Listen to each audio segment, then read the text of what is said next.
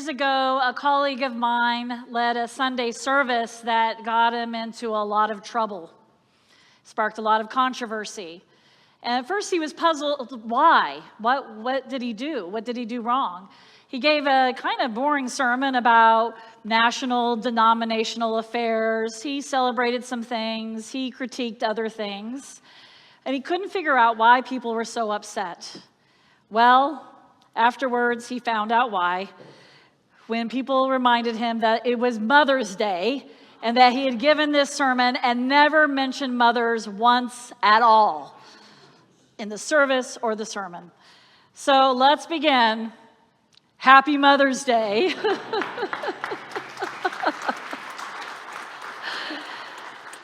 Reflecting on the 9 months I've had with you here at All Souls, I also realize that many of you may not know that I'm more than a mother to just a Labrador Retriever. He does get a lot of my social media space, admittedly, but I am also the mother of a human child.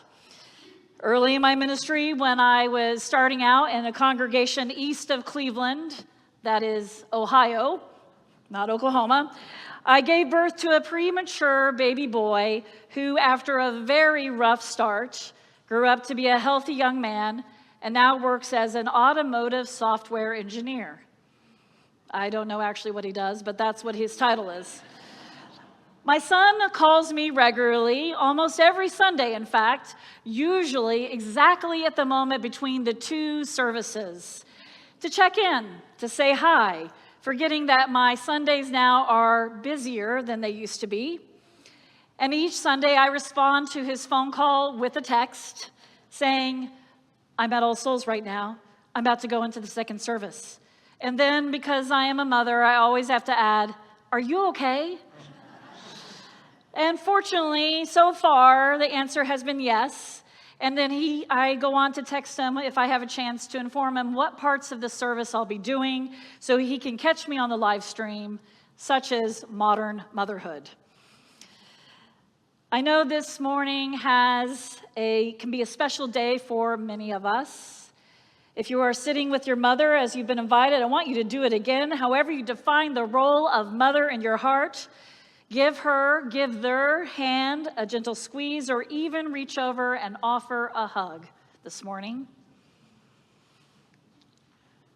I love seeing this. Beautiful. And I also want to acknowledge and to hold space for some of us, this is a very difficult holiday. For those of us who have recently lost our mothers, perhaps this is a day filled with tears and yearning. For those who have a complicated or fraught relationship with their mother, for those who are estranged from their mothers, for those who wish to have had children but could not, this day may create a tender and raw hole in your heart. For those who have lost children, we here are with you. All those who find this day so difficult, and we hold space here in this space and all around the world as we tune in together. A mother is more than a person who gave birth to us. Sometimes it's a woman or person who nurtured us, bandaged skinned knees, helped to feed and clothe us, inspire us, asked us to be our best selves, and most likely embarrassed and annoyed us at some point or multiple times in our lives. They're the mothers that we chose, the mothers we choose, and then the mothers who chose us. And those people who come into our lives and nurture us. I've always believed that mothers don't have to be a part of our early lives to be a mother. I'm amazed that even at my stage of life, I have been graced with the gift of people still showing up in my life, and in that moment when I need it most, they mother me. Now, one of the rituals of All Souls as a multi-generational community is the child dedication ceremony. It's a beautiful service, and parts of it are also echoed in our new members service that we just did last Sunday. The same words spoken with the gift of the rose It's a ritual where we join with the parents and the family of the child to make a commitment, to make a promise to that child and their family to help in the nurture, the support, and love for that child for whatever comes. Now, there's another element in the child dedication where we read, and sometimes the choir sings a portion of the poem On Children by Lebanese writer and poet and artist Khalil Gibran from that slim volume, that little book of poetry, The Prophets. You might have received it at one point in your life as a gift. There's that passage on children, and it goes something like this. It actually goes exactly like this. Your children are not your children. If you know it, say it along with me. They are the sons and daughters of life's longing for itself. They come through you, but not from you. And though they are with you, yet they belong not to you. You may give them your love, but not your thoughts, for they have their own thoughts. You may house their bodies, but not their souls, for their souls dwell in the house of tomorrow, which you cannot visit, not even in your dreams. You may strive to be like them, but seek not to make them like you, for life goes not backward nor tarries with yesterday. You are the bows from which your children, as living arrows, are sent forth. It's like the beautiful song that sometimes we sing in Unitarian and humanist circles. It's called Spirit of Life, and it talks about roots hold me close, wings set me free. Gibran's little book, The Prophet, was first published in 1923, and it instantly became a bestseller and has remained in continuous publication for 102 years and has been translated in over 50 languages. Now, On Children is one of the most popular pieces in that book.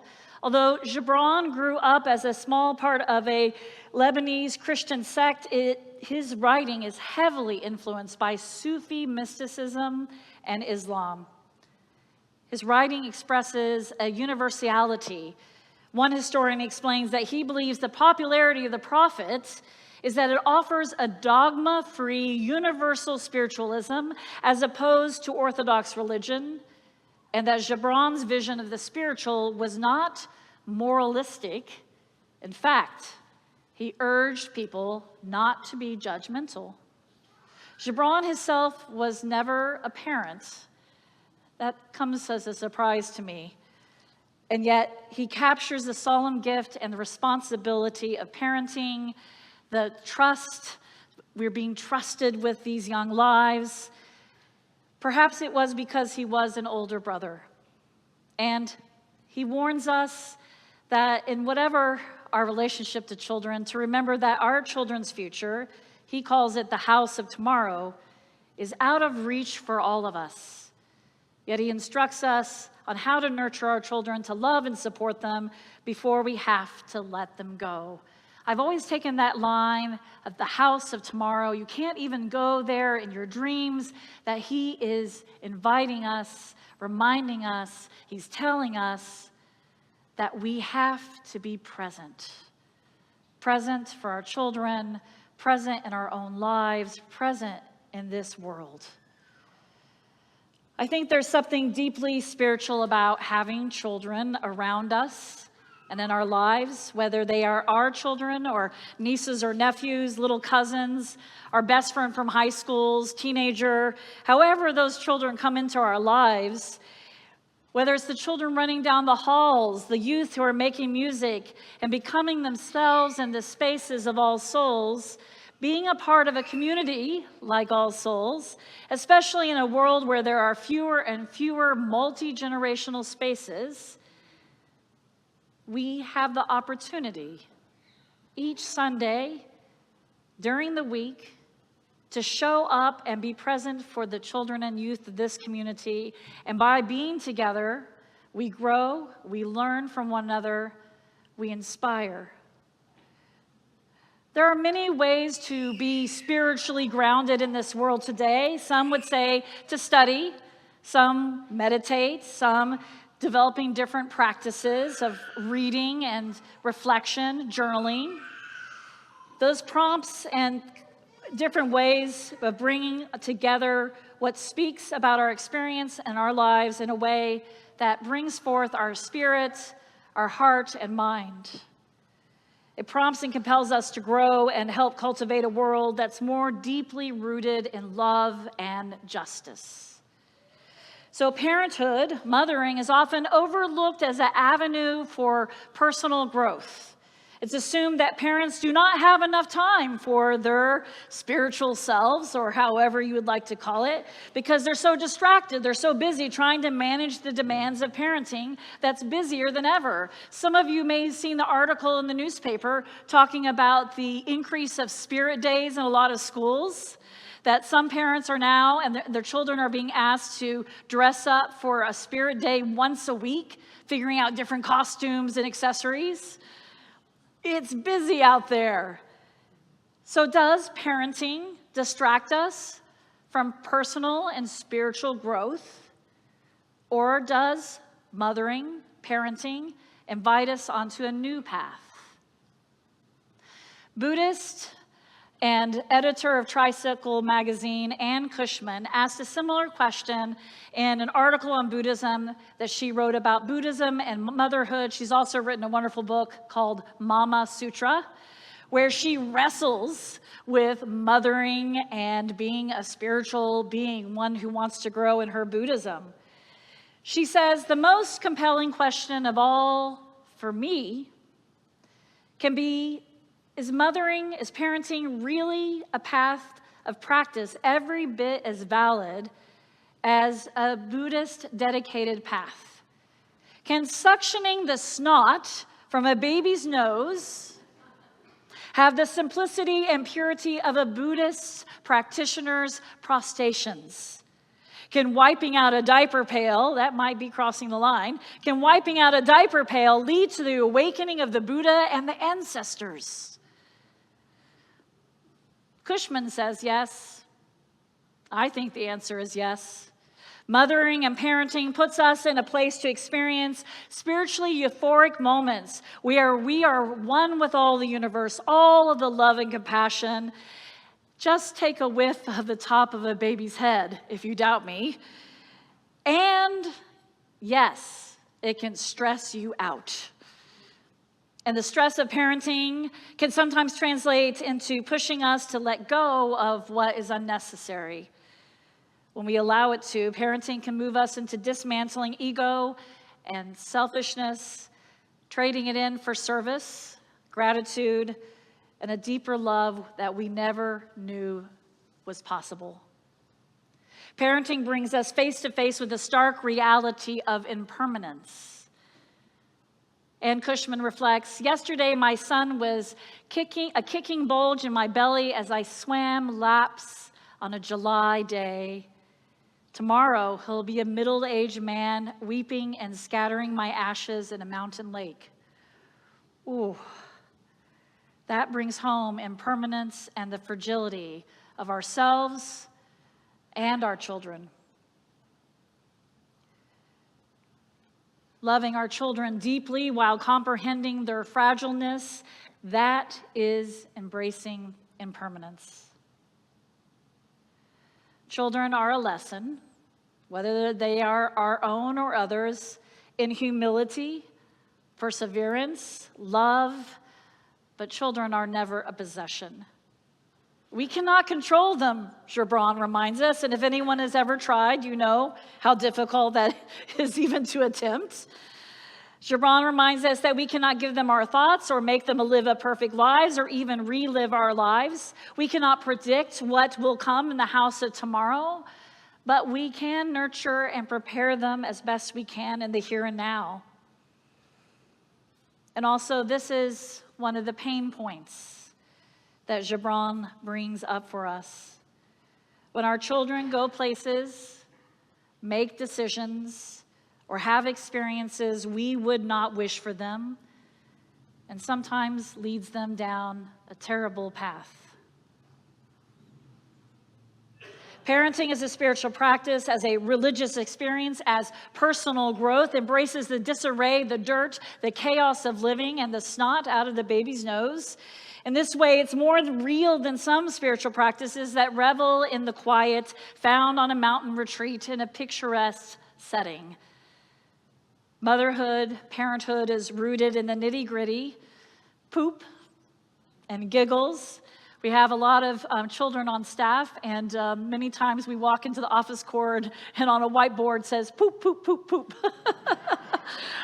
So I'm reminded more often than I would like, poops and giggles and illness and hugs, teenage rebellion and stolen moments of adult conversation in the car with our teenager, because that might be the only time they're going to talk with us this week.